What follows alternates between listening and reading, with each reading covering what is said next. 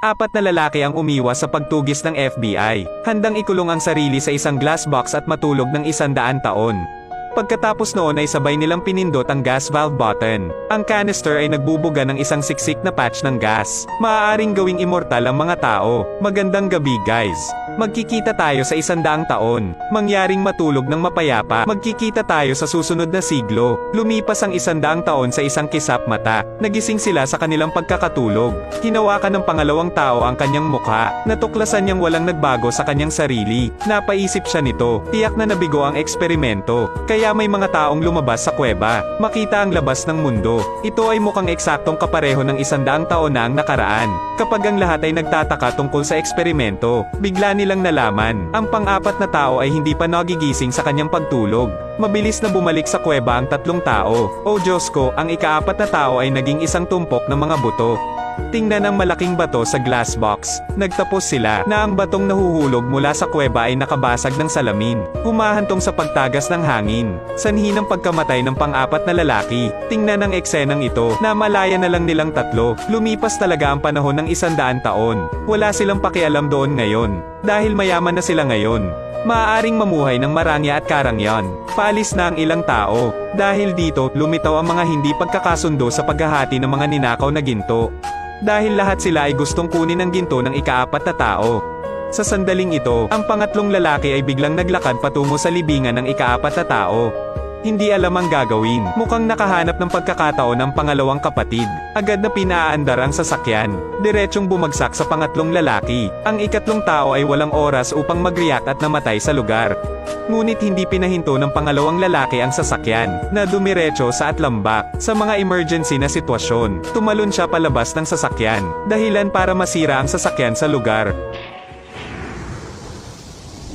Naaksidente si tatay. Ito pala ang pinangyarihan ng isang peking aksidente sa sasakyan. Pero dahil masyadong tuso, sa huli ay mamamatay sila sa katangahan.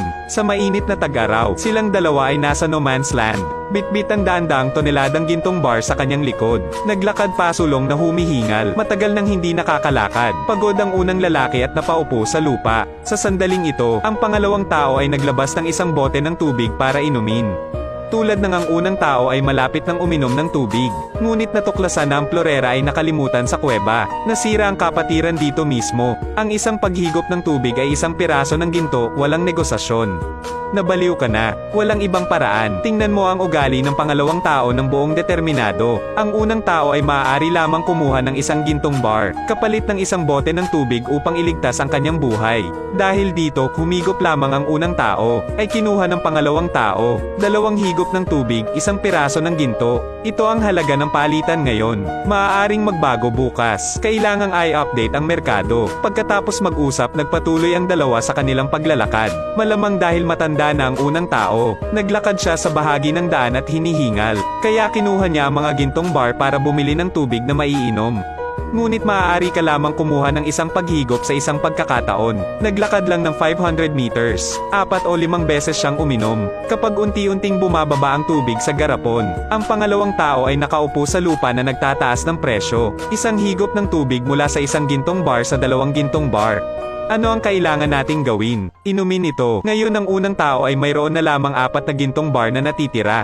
Nakita ito ng pangalawang tao at masayang ngumiti. Nang kukunin na niya ang ginto, ang unang nakakita ng pagkakataon, mabilis na gumamit ng mga gold bar para direktang patayin ang pangalawang tao. Ngayon isang pangkat ng 4 na lamang ang natira sa kanya. Walang magawa siyang tumingkayad sa lupa at nagpakita ng malademonyong ngiti.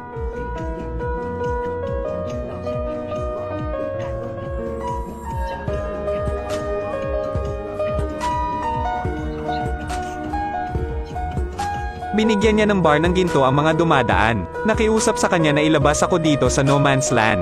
Ngunit hindi bago sumang-ayon ang mga dumadaan. Patay na siya sa uhaw. Pinulot ng mga dumadaan ang mga gintong bar mula sa lupa. Pagkatapos ay puntahan mo ang iyong asawa. Hindi niya maintindihan kung bakit gustong gamitin ng unang tao ang gold bar.